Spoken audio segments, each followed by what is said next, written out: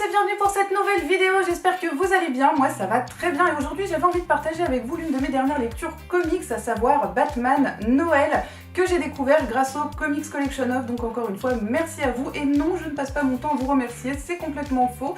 Donc il s'agit là d'un récit complet, encore une fois à la portée de n'importe quel lecteur, scénarisé et illustré par Libermero, édité chez Urban Comics.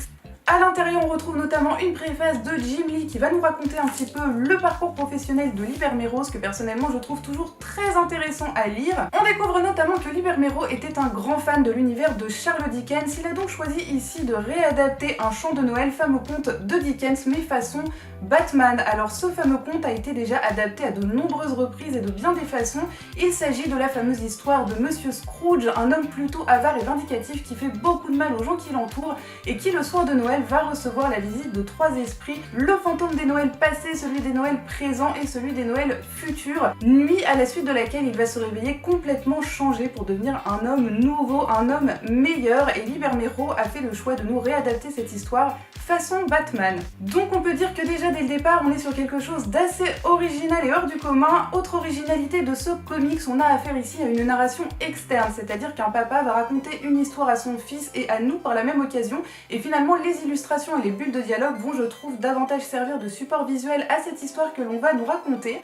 Et que va nous raconter exactement Batman Noël? On commence cette histoire avec Bob, un homme qui de toute évidence déteste son travail et déteste encore plus son patron qui apparemment terrorise tous ses employés. Bob qui malheureusement vit dans des conditions extrêmement difficiles et qui a un fils en mauvaise santé pour lequel il doit payer des frais médicaux. Se retrouvant dos au mur et ayant réussi à négocier sa soirée de Noël avec son terrible patron, il accepte de travailler pour le Joker et de récupérer un paquet d'argent à lui remettre. Seulement malheureusement pour Bob, au moment où il sort de la boutique où il a déposé un paquet et récupéré l'argent, Batman va lui sauter dessus de manière clairement agressive.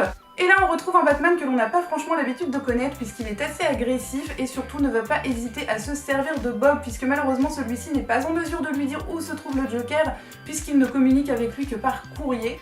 Batman décide donc de poser un mouchard sur Bob en espérant bien sûr attirer le Joker et va se servir de lui comme appât sans se soucier le moins du monde de ce qui pourrait arriver à Bob ou pire encore à son petit garçon car Bob le prévient quand même qu'il a un fils. Donc Batman qui en temps normal se soucie énormément du bien-être des habitants de Gotham, là en l'occurrence s'en fiche quand même pas mal. On le retrouve donc plus tard dans la Batcave derrière ses moniteurs de surveillance en train d'espionner Bob dans l'espoir de voir débarquer le Joker chez lui. Seulement on découvre également que Batman n'est pas très en forme, effectivement on le retrouve transpirant, en train de tousser et on comprend très vite qu'il est malade. À ce moment-là il va voir apparaître le défunt Robin qui va lui annoncer la visite de 3 personnes durant cette nuit. Et là Batman va faire quelque chose que je ne m'attendais pas à le voir faire, c'est-à-dire qu'il va complètement délaisser ses fameux moniteurs de surveillance, à savoir que si le Joker débarque chez Bob à ce moment-là, personne n'est là pour le secourir, et Batman va donc se lancer dans les rues de Gotham en chasse du Joker. Il va d'abord croiser le commissaire Gordon qui va l'avertir que Catwoman est en train de commettre un cambriolage mais qu'éventuellement elle aurait des informations à lui donner sur le Joker.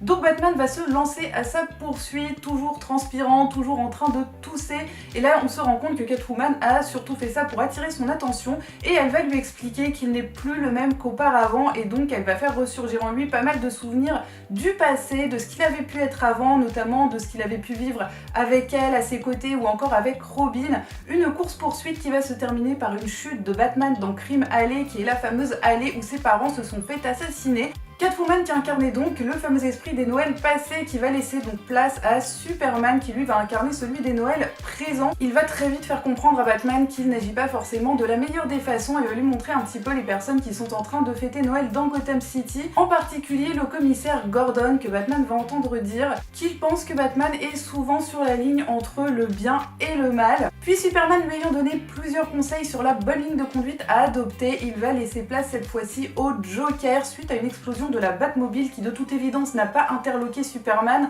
ce qui fait partie on va dire des petites incohérences que j'ai trouvées à ce récit. Batman va donc se retrouver entraîné cette fois-ci par le Joker qui donc va incarner celui des Noëls futurs. Il va se retrouver traîné dans un cimetière où le Joker sans prononcer un mot va finir par l'enterrer vivant. Et là une fois dans cette tombe, Batman va commencer à voir pas mal de choses et notamment pas mal de visions vision d'un éventuel futur qu'il pourrait laisser, un héritage qu'il pourrait laisser qui franchement n'est pas particulièrement glorieux en vue du comportement qu'il a malheureusement dans ce récit, puisqu'on va notamment voir James Gordon en procès accusé de l'avoir aidé et donc d'avoir aidé un criminel. Entre autres choses, on va également voir des gangs se former, bref, le futur qu'il laisse derrière lui n'est pas franchement glorieux. Finalement, Batman va réussir à s'extirper de cette tombe et il va retrouver sa Batcave, son Alfred qui va prendre soin de lui car de toute évidence, il est quand même relativement malade, ne l'oublions pas. Et là, il va retrouver donc ses moniteurs de surveillance et s'apercevoir que le Joker tape enfin à la porte de Bob. Bob qui peut s'estimer finalement assez chanceux que le Joker ait attendu que Batman revienne à la Batcave pour se pointer chez lui. Parce que soyons honnêtes, encore une fois, s'il s'était pointé au moment où Batman était dehors, ça aurait été quand même relativement problématique. Donc Batman va très vite se rendre chez Bob après que le Joker ait quand même menacé de le tuer lui et son fils, et finalement Bob va finir par braquer une arme sur le Joker menaçant de le tuer et on retrouve enfin un Batman qui redevient un petit peu celui que l'on a l'habitude de connaître et qui va dire à Bob non, ne le tue pas, montre à ton fils que tu es le héros. C'est là que la morale de l'histoire prend son sens, on va dire, puisque Batman, après tout ce qu'il a vécu lors de cette nuit, redevient le Batman qu'il aurait dû rester. Alors bien évidemment, vous l'aurez peut-être compris, mais Bob au début qui déteste son travail et qui déteste son patron, à savoir que si ce patron incarne Monsieur Scrooge et si Batman incarne Monsieur Scrooge, et bien donc Bob travaillait pour Bruce Wayne. Donc l'histoire se termine plutôt bien puisque Bruce Wayne va offrir un magnifique sapin de Noël à Bob et son fils, à savoir qu'au début il avait quand même juste décoré un petit machin tout mort avec des canettes de bière et des trucs pas franchement sympathiques. Donc Bruce Wayne va leur offrir un magnifique sapin de Noël et surtout il va offrir une très belle promotion à Bob qui va lui permettre de vivre de manière un petit peu plus confortable et surtout de prendre soin de son fils.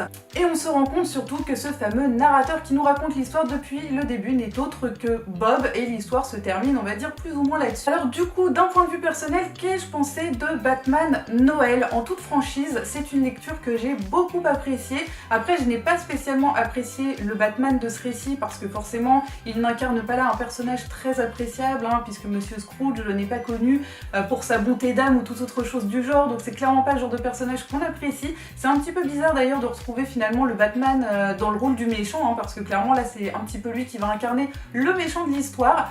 Donc quelques petites incohérences aussi je trouve au niveau des esprits entre guillemets, puisque dans la version de Dickens, Scrooge reçoit la visite de fantômes ou d'esprits, ou alors il a encore des visions, alors que là on a vraiment des interactions avec des personnes réelles. C'est un choix que j'accepte, mais c'est vrai que du coup ça apporte quelques petites incohérences, notamment au niveau de la séparation entre les personnages. Par exemple, Batman fait une chute et Catwoman ne s'y intéresse pas et disparaît quand même.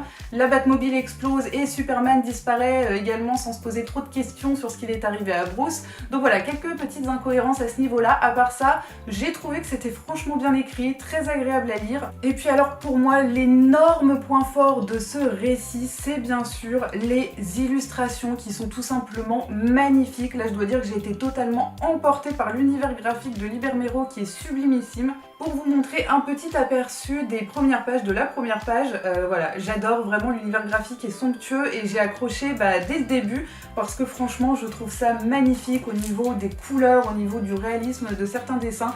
Bref, pour moi c'est vraiment le point fort de ce comics, même si ça reste bien écrit et très agréable à lire et encore une fois très original. Là vraiment je donne un gros point pour l'originalité. C'est vrai qu'il y a des petites choses qui m'ont un petit peu moins plu et finalement le Batman qu'on retrouve n'est pas le Batman qu'on a l'habitude de connaître.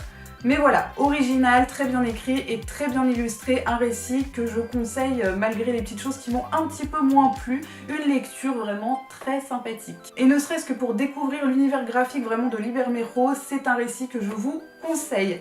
Voilà, c'est tout pour aujourd'hui, j'espère que cette vidéo vous aura plu, vous aura intéressé. N'hésitez pas à vous abonner ou à mettre un petit pouce bleu ou même un commentaire si c'est le cas.